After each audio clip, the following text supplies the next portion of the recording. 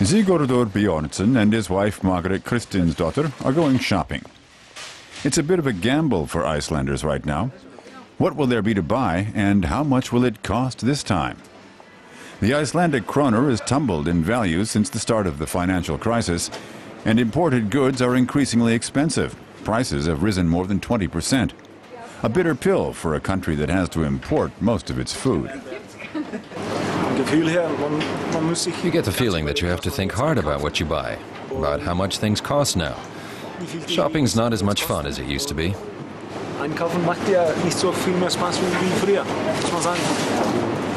We're buying less expensive stuff, less meat. It's very expensive. Sigurdur and Margaret are buying food for dinner. They've invited some friends. Eating out in a restaurant is a luxury that few can afford right now.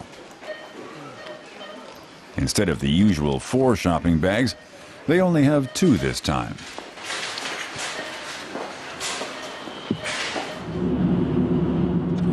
Iceland is experiencing its worst economic crisis ever.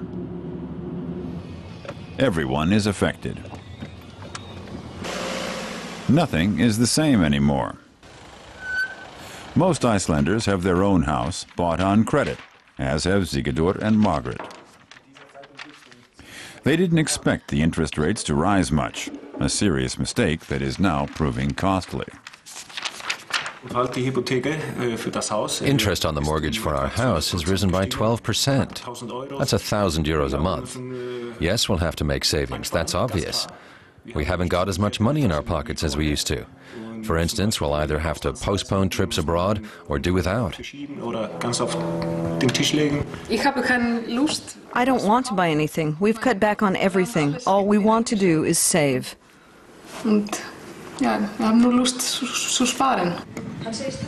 Prime Minister Gerhard evoked Icelandic values to weather the crisis, calling on his compatriots to support each other in these troubled times. The economic crisis threatens to create social tension in a country with just over 300,000 residents. We have mixed feelings. Maybe a bit of everything. Anger, hopelessness, I don't know. But afterwards there's always the thought that we have to carry on. It's no use dwelling on the past. We have to fight on. The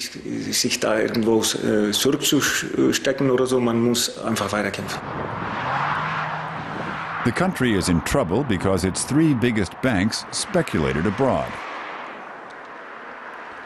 For the duration of the crisis, the state has taken over their debts, which amount to several times Iceland's gross domestic product. But the bankers themselves have been hardest hit. Einar Gudmundsson knows colleagues who were dismissed as the banks cut costs. It's probably a shock to many of the people within the banks. Just looking 10 years back, Iceland has experienced a fantastic growth period, a really successful period. And many of the people within the banks have practically never gone through difficult times. People that came out of school when they were 25, let's say, and these people are 35, 40 now. So obviously this is a shock to them.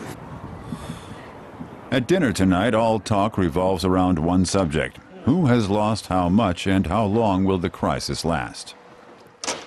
Iceland is threatened with mass unemployment. Now Icelanders will have to draw on the fighting spirit of their forebears, who learned to cope with the harsh climate in the Arctic Circle. But they're convinced that they can weather this crisis as well. We think we have to look inside and think about our family and friends. If we stand together, back to back, we'll manage it and go through. No matter how serious the crisis may be, they say, they have no intention of giving up.